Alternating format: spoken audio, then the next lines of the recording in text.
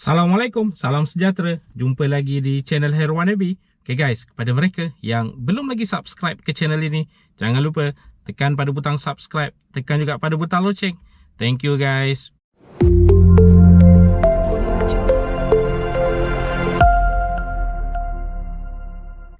hari bulan 7 2022. Baru-baru ini info terkini dalam soalan-soalan lazim untuk bantuan keluarga Malaysia 2022 telah pun dikemas kini. Jadi apakah informasi terkini yang telah dikemas kini oleh lembaga hasil dalam negeri ini? Okay guys, seperti yang kita sedia maklum, pembayaran seterusnya untuk BKM 2022 adalah pembayaran fasa ketiga di mana dijangkakan bayarannya akan dilakukan pada bulan September 2022. Mungkinkah akan diawalkan? Belum lagi ada ura-ura buat sementara waktu ini bahawa pembayaran tersebut akan diawalkan. Tetapi jika dilihat daripada senario terkini, senario semasa berkaitan dengan kenaikan harga desakan demi desakan daripada pelbagai pihak, berkaitan dengan kenaikan harga barang-barang asas ini, berkemungkinan besar juga kerajaan akan mengkaji untuk mengawalkan pembayaran untuk BKM fasa ketiga ini. Tapi itu hanyalah kemungkinan, tiada apa ura-ura. Ingat tu, belum lagi ada apa ura-ura daripada mana-mana pihak sekalipun berkaitan dengan tarikh sebenar pembayaran untuk BKM fasa ketiga. Apa yang sahih, apa yang pasti, apa yang tertera adalah pada bulan September. Buat masa ini belum lagi ada pertukaran. Jadi apakah maklumat terkini yang telah dikemas kini dalam soalan-soalan lazim untuk bantuan keluarga Malaysia 2022? Jika anda berkunjung ke laman sesawang rasmi iaitu bkm.hasil.gov.my dan rujuk pada soalan-soalan lazim, anda akan lihat di situ ada beberapa maklumat yang telah pun dikemas kini. Maklumat yang telah dikemas kini adalah berkaitan dengan tarikh sebenar bayaran untuk fasa kedua serta fasa ketiga dan keempat, di mana fasa ketiga bulan 9, fasa keempat pada bulan Disember. Ingat tu, fasa ketiga adalah bayaran yang paling terbesar jika dibandingkan dengan fasa pertama, kedua serta keempat. Di mana untuk pembayaran fasa ketiga bulan September nanti akan ada bayaran tambahan RM500 serta RM300 untuk golongan-golongan tertentu iaitu isi rumah sebenarnya.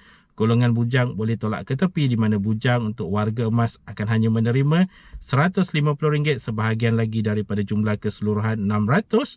Manakala untuk bujang berumur 21 tahun ke 59 tahun, mereka akan menerima baki daripada RM350 iaitu lagi RM150 pada pembayaran fasa ketiga. Ini pembayaran terakhir untuk bujang berumur 21 tahun ke 59 tahun. Jadi jom kita lihat sedikit berapakah jumlah keseluruhan sebenarnya untuk setiap kategori sebagai rujukan. Okey, kita mulakan dengan kategori isi rumah pendapatan RM2,500 ke bawah, tidak mempunyai anak, menerima RM1,000 keseluruhan, satu ke dua orang anak RM1,500, mempunyai tiga ataupun lebih anak RM2,000.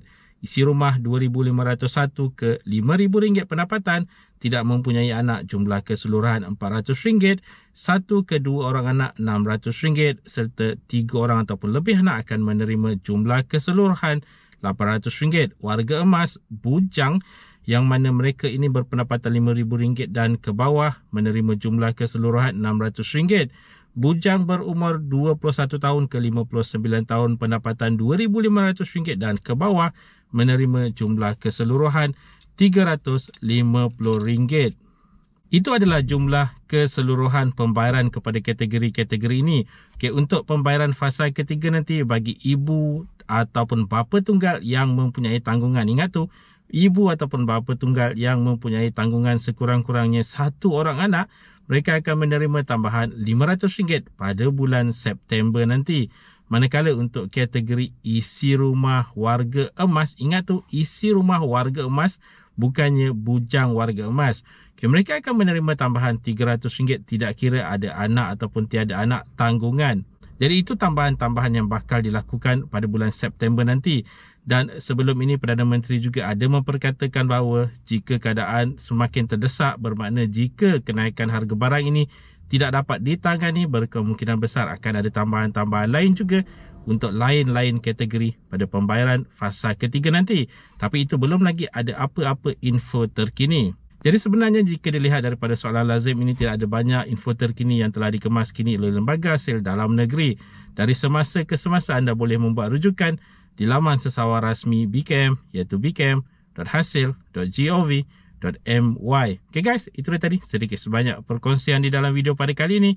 Jika anda ada sebarang komen, sebarang pertanyaan, anda boleh tinggalkan di ruangan komen di bawah. Dan kepada mereka yang belum lagi subscribe ke channel ini, jangan lupa tekan pada butang subscribe, tekan juga pada butang loceng. InsyaAllah kita berjumpa lagi di video yang akan datang. Stay safe, stay healthy. Assalamualaikum.